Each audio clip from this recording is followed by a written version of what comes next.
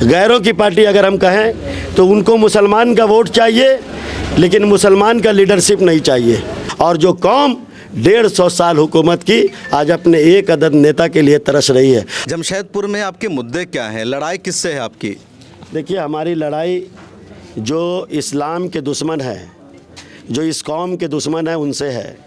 मुसलमानों के साथ धोखा हो रहा है। सबसे ज़्यादा मॉब लिंचिंग झारखंड राज्य में हुआ, लेकिन एक दुर्भाग्य था कि पार्टी जब सत्ता में आई तो हर वादे मुसलमानों के भूल गई। मॉब लिंचिंग पर कानून बननी चाहिए, लेकिन हमारी सरकार मॉब लिंचिंग पर कानून नहीं बना करके गौ रक्षा आयोग का गठन कर दी। 5 साल हमारी हुकूमत रहते हुए भी मुसलमानों का भला नहीं हुआ, मुसलमानों के डेवलप के लिए कोई ये सरकार काम नहीं की। मिला टाइम्स में खुशामदीद। मैं हूं शम्स तबरेज़ कासमी और इस वक्त मौजूद हूं जमशेदपुर में। जमशेदपुर वेस्ट से चुनाव लड़ रहे हैं AIMIM के उम्मीदवार बाबर खान। इनसे जानेंगे क्यों चुनाव लड़ रहे हैं, मुद्दे क्या। बाबर साहब, मिला टाइम्स में खुशामदीद। शुक्रिया आपका। अचानक आपने JMM को छोड़कर AIMIM ज्वाइन किया और चुनाव लड़ने का फ़ैसला किया, तो आप JMM से क्यों चुनाव नहीं लड़े? देखिए, JMM का जो एक नारा था, मुसला माझी भाई भाई, उस नारों में तब्दीली आई है। और उस नारों के साथ साथ जो JMM के अध्यक्ष माननीय देशम गुरु शिबू सोरेन जी, उनका जो विचार था, पार्टी का जो नीति सिद्धांत था, उससे पार्टी पूरी तरह से हट करके काम करना शुरू की थी। और हमको ऐसा लगा कि जो झारखंड में हो रहा है वो कहीं ना कहीं मुसलमानों के साथ धोखा हो रहा है। सबसे ज़्यादा मॉब लिंचिंग झारखंड राज्य में हुआ, जबकि यहाँ पर इस सेकुलर पार्टियों की जमात की सरकार है। यहाँ पर हिजाब के नाम पर कई नौजवान हमारे बच्चों पर मुकदमा हुआ, छात्राओं पर मुकदमा हुआ। सवाल ये पैदा होता है कि कर्नाटक सरकार के ख़िलाफ़, भारतीय जनता पार्टी के ख़िलाफ़ हम सड़क पर उतरते हैं और वर्तमान की सेकुलर सरकार मुकदमा दर्ज करती है। हमारे यहाँ NRC CAA NPR का मामला आया, वहाँ भी हमारी पार्टी झारखंड मुक्ति मोर्चा खामोश दिखी। मदरसा वक्फ बोर्ड का गठन नहीं किया गया, उर्दू एकेडमी का गठन नहीं किया गया, उर्दू टीचरों की बहाली लगभग 2000 से ही रुका हुआ, 2002 से रुका हुआ है। उसकी बहाली की जो प्रक्रिया है उसको सरल आसान नहीं किया गया। लगातार हम पार्टी बैठक में पार्टी नेताओं के साथ, क्योंकि हम उस पार्टी में एक छोटे से कार्यकर्ता के रूप में पार्टी ज्वाइन किए छात्र जीवन में, और उस वक्त हमारी उम्र 18 साल की थी। और हमने छात्र जीवन से शुरुआत करने के बाद उस पार्टी में हम केंद्रीय सचिव भी रहे। लेकिन एक दुर्भाग्य था कि पार्टी जब सत्ता में आई तो हर वादे मुसलमानों के भूल गई। हमने कहा था कि मॉब लिंचिंग पर कानून बननी चाहिए, लेकिन हमारी सरकार मॉब लिंचिंग पर कानून नहीं बना करके गौ रक्षा आयोग का गठन कर दी। हमारे यहाँ जो बच्चे मॉब लिंचिंग में मारे जाते हैं उनको सरकार उचित मुआवजा नहीं देती है, लेकिन झूठे मामले पर हमारे बच्चों को जेल में फंसा करके दूसरे समाज के लोगों को उचित मुआवजा बड़े रकम देती है। अन्य कई मुद्दे हैं जो हमको अंदर से हिला करके रख दिया। और हमने ये देखा कि हिंदुस्तान में अगर संविधान के अधिकार को लिए और संविधान के अनुसार अगर कोई हक मांग रहा है तो वो हमारे जनाब असदुद्दीन अवैसी साहब हैं, जो MIM के मरकज़ी सदर हैं। मैं उनके विचारों से और उनके नीति और सिद्धांत से मैं काफ़ी प्रभावित होकर के ये निर्णय लिया कि आज हमारी उम्र 50 साल की हो गई। अब आगे का जो भी सफ़र होगा इंशाअल्लाह अब अपने पार्टी का ही डंडा और झंडा उठाने का वक्त आ गया है और देश के संविधान के अनुसार हक मांगने का अब वक्त आ गया है। तो आपने अपनी पूरी ज़िंदगी खपा दी, जवानी आपने कुर्बान कर दी JMM के लिए, तो उस दौरान आपको एहसास नहीं हुआ कि जो पार्टी है मुसलमानों के राइट के लिए, मुसलमानों के हुकूक़ के लिए खड़ी नहीं होती है और अब सही जगह पर नहीं है? अब क्यों जाकर एहसास हुआ आपको? देखिए, आदमी कोई चीज़ का भी एक इंतज़ार करता है, और जब ये देखता है कि 5 साल हमारी हुकूमत रहते हुए भी मुसलमानों का भला नहीं हुआ, मुसलमानों के डेवलप के लिए कोई ये सरकार काम नहीं की, तो निश्चित रूप से कहीं ना कहीं ये चीज़ खटकती है। जब कभी भी हम लोग मुस्लिम इशू पर बात करते थे, रांची में दंगा हुआ और दंगा का कारण क्या था, जिला प्रशासन भी जान रही थी, राज्य सरकार भी जान रही थी। हम लोगों ने कई एविडेंस, कई साक्ष्य हम लोगों ने राज्य सरकार को उपलब्ध कराया कि यहाँ हमारे बच्चों का कसूर नहीं है।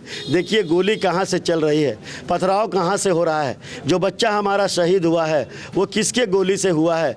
सरकार का काम था एक जांच समिति का गठन करना, और जांच समिति का रिपोर्ट क्या आया, आज तक वो सार्वजनिक नहीं हुआ। बहुत अफसोस है कि जो लोग हमारे बच्चे शहीद हुए, जो हमारे बच्चे जख्मी हुए, वही आज मुजरिम हैं, वही आज कोर्ट कचहरी का चक्कर लगा रहे हैं। ये कौन सा इंसाफ, कौन सा न्याय। तो कहीं ना कहीं ये खटकता है कि अब हर वो फर्जी सेकुलर पार्टी तुष्टीकरण शब्द से जब डर गई है तो निश्चित रूप से अब उन पार्टियों से भला नहीं है जो केवल अपने आप को और मुसलमानों के कान को खुश रखने के लिए अपने आप को सेकुलर बोलती है। मेरा यह मानना है कि हिंदुस्तान में अगर कोई सेकुलर पार्टी है तो उसका एक वाहिद इंसान और मेरे MIM का सदर जनाब असदुद्दीन अवैसी साहब हैं, जिनके विचारों से MIM के नीति सिद्धांत से प्रभावित होकर के प्रियंका चौधरी जैसी महिला नारी हमारी पार्टी की सदस्य बनी है, दशरथ मांझी हमारे पार्टी के सदस्य बने हैं, हमारे यहाँ राणा रंजीत सिंह MIM के सदस्य बने हैं जो राजपूत घराने से आते हैं। बाबर साहब, जो सेकुलर पार्टियां कहलाती है कांग्रेस, RJD, JMM, ये सब MIM को बीजेपी की बी टीम कहती है, आपको सेकुलर पार्टी नहीं मानती है। यहाँ भी आपको इस तरह के इल्ज़ाम का सामना होगा कि आप वोट कटवाए हैं, आप हराने के लिए हैं कांग्रेस को। देखिए ये इल्ज़ाम अगर कोई लगाता है तो एक बहुत इम्पॉर्टेंट चीज़ है, और ये इल्ज़ाम लगाने वाली शक्ति कांग्रेस है, ये इल्ज़ाम लगाने वाली राष्ट्रीय जनता दल है। जितनी भी सेकुलर पार्टियां हैं, समाजवादी हो, बहुजन समाज पार्टी हो, मार्क्सवादी कम्युनिस्ट पार्टी हो, इस तरह की जितनी भी अभी नई पार्टी आ रही हैं, ये भाजपा से कांग्रेस में चले गए तो सेकुलर, भाजपा से कांग्रेस में चले गए सेकुलर, और कांग्रेस से भाजपा में चले गए वो हो गए कॉमनल। सवाल ये होता है कि ये दो पार्टी के साथ साथ अन्य जो भी राजनीतिक जीवन की शुरुआत की है, गैरों की पार्टी अगर हम कहें तो उनको मुसलमान का वोट चाहिए लेकिन मुसलमान का लीडरशिप नहीं चाहिए। आज उनकी जहनीत को आप देखिए, उनकी सोच को देखिए कि मुसलमान की सियासी हिस्सेदारी को छीनी जा रही है। उसके पीछे भी RSS का एक बहुत बड़ा चाल है, और RSS घराने से हर जो भी सेकुलर पार्टी हैं उनका नाता हमेशा से रहा है और आज भी अंदर से उनका नाता जुड़े रहता है। वजह यही है कि आज मुसलमानों की हिस्सेदारी जो असेंबली में होना चाहिए, जो पार्लियामेंट में होना चाहिए, वो नहीं है। इसी की वजह है कि आज मुसलमानों के खिलाफ, हिंदुस्तान के मुसलमानों के खिलाफ में जो कानून आ रहा है, वो कानून को पास करके मुसलमानों को हिंदुस्तान में द्वितीय दर्जे का नागरिक बनाने का प्रयास हो रहा है। असदुद्दीन अवैसी साहब का ये ऐलान है कि आइए अपना पार्टी और अपना झंडा और डंडा को लेकर के हम अपने कौम को मजबूत करें, हिंदुस्तान को मजबूत करें। वजह यह है कि आज छोटी से छोटी जाति, छोटे से छोटे धर्म के लोग अपना लीडरशिप पैदा कर दिए, और जो कौम 150 साल हुकूमत की आज अपने एक अदद नेता के लिए तरस रही है। हमारे लोगों को भी सोच बदलना होगा। जिस रोज़ हिंदुस्तान में जो रहने वाले मुसलमान हैं अपनी सोच बदल देंगे, इंशाअल्लाह हालात बदलेगी। और हम तमाम लोगों से आपके चैनल के माध्यम से ये गुजारिश करेंगे कि वक्त है, असदुद्दीन अवैसी साहब के झंडों को पकड़िए, उनके डंडों को पकड़िए और उनके विचारों को आप अपनी सहमति बनाते हुए देश का जो बाबा भीमराव अंबेडकर ने संविधान बनाया है उस संविधान के अनुसार हम चलें तो हमको लगता है कि हिंदुस्तान की एकता और अखंडता बने रहेगी। वरना इस स्थिति में जो वर्तमान में जो स्थिति पैदा हुई है, ये देश को खंड खंड में बांटने वाली ताकतें लगातार प्रयास कर रही है, और एकमात्र हमारे जो सदर हैं जनाब असदुद्दीन अवैसी साहब, वो रोकने की कोशिश कर रहे हैं। बाबर साहब, आप MIM को आपने अभी चुनाव से पहले ज्वाइन किया, चुनाव लड़ रहे हैं, तो क्या चुनाव हो जाने के बाद आप MIM में बने रहेंगे या फिर निकल जाएंगे? क्योंकि झारखंड, बिहार और दीगर जगहों पर MIM का इतिहास यही है कि लोग चुनाव के मौका पर आते हैं, पार्टी ज्वाइन करते हैं, इलेक्शन लड़ते हैं, हारते हैं, जीतते हैं, फिर निकल लेते हैं। निश्चित रूप से आपका ये प्रश्न बहुत ही सही है, लेकिन मैं आपको मेरी राजनीतिक जीवन का सफ़र, मैंने कहा कि हमने एक पार्टी में राजनीतिक जीवन से शुरुआत की और आज हम 50 साल की उम्र में उस पार्टी को त्यागा है। लगभग 35 साल जब हम एक पार्टी में रह कर के राजनीति और राजनीति करने का मकसद था कि अपनी कौम का सेवा करना, उसकी खिदमत करना। और हम हमेशा से जमशेदपुर नहीं, झारखंड के मुसलमानों की आवाज़ बन करके उस हर गंदे कानून का विरोध किया है। और मैं आपको यकीन दिलाना चाहता हूं कि जब 35 साल झारखंड मुक्ति मोर्चा में रह करके हमने जनता की सेवा करने का प्रयास किया और किया जो हमारे हक और अधिकार में था, अब तो ये हमारी पार्टी है और हमारे कलमा पढ़ने वाले भाइयों की पार्टी है। तो ये यकीन मानिएगा, बाकी की ज़िंदगी और हयात अल्लाह ने जो भी दिया है, इसी बैनर और इसी पार्टी के झंडा और डंडा को लेकर के जनाब असदुद्दीन अवैसी साहब के दामन को पकड़कर लोगों की खिदमत करना, ये मेरे जहन में है। और हमने ये संकल्प ले लिया है, अल्लाह जब तक हयात देगा और ये जिस्म जब तक सांस रहेगी, हम असदुद्दीन अवैसी साहब का दामन नहीं छोड़ेंगे और इसी पार्टी के बैनर से इस कौम की खिदमत करेंगे। पूरी जिम्मेदारी के साथ बोल रहे हैं ना, वीडियो बाकी रहेगी आपकी, जब भी आप इधर से उधर जाएंगे, पलटी मारेंगे, फिर ये वीडियो वायरल हो जाएगी आपकी। इंशाअल्लाह आप भी दुआ करें कि हम जहाँ हैं, जो बात बोले हैं, हम उस पर कायम रहें। एक आखिरी सवाल बाबर साहब, जमशेदपुर में आपके मुद्दे क्या हैं, लड़ाई किससे है आपकी? देखिए, हमारी लड़ाई जो इस्लाम के दुश्मन है, जो इस कौम के दुश्मन है, उनसे है, बन्ना गुप्ता से। हम आपको बता रहे हैं कि हमारे लिए जिस तरह कांग्रेस आज जो भी हिंदुस्तान में मुसलमानों के साथ हो रहा है, ये होने की वजह क्या है? आज जो कानून को सख्ती से लागू कर रही है भारतीय जनता पार्टी, इस देश में कानून किसने बनवाया? सबसे लंबी हुकूमत अगर किसी ने हिंदुस्तान में की है तो वो कांग्रेस आई की है, और कांग्रेस आई का ही बना हुआ ये कानून है। लेकिन झारखंड का भी हम बात करें, स्टेट के इलेक्शन, लोकसभा का नहीं, तो झारखंड में तो कांग्रेस कभी अकेले सरकार में रही नहीं, बीजेपी रही है या जेएमएम रही है। जेएमएम भी अपना एक जिस पार्टी में आप रहे हैं, तो आपकी पार्टी में अगर कुछ जुल्म हुआ है तो आपकी पार्टी के दौर में हुआ है। निश्चित रूप से उसमें जवाबदेही कांग्रेस का भी रहा है, और जेएमएम अब हमारी पार्टी नहीं रह गई। अगर वो हमारी पार्टी रहती तो आज शायद वो बैनर भी हमारे पीछे जो है वो नहीं होता। लेकिन कहीं ना कहीं हम बताएं कि पार्टी मुस्लिम मुक्त संगठन की तरफ ज़्यादा जोर दे रही है। आज हम पूछना चाहते हैं कि कांग्रेस की लीडरशिप जो है केंद्र में, क्या इतने बड़े आबादी, हम जिस विधानसभा में बैठे हैं यहाँ 3,86,000 वोटर हैं, और इन 3,86,000 वोटरों के बीच मुस्लिम मतदाताओं की संख्या 28 से 30% है। क्या कांग्रेस आई में मुस्लिम चेहरा नहीं है, मुस्लिम लीडर नहीं है?